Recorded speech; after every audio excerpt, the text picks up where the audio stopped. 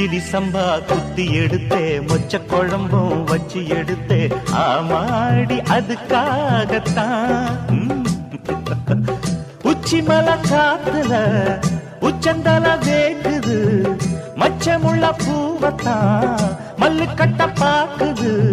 பக்கம் வந்து போரசி பார்க்கவா பந்தி வச்சு பசிய தீக்கவா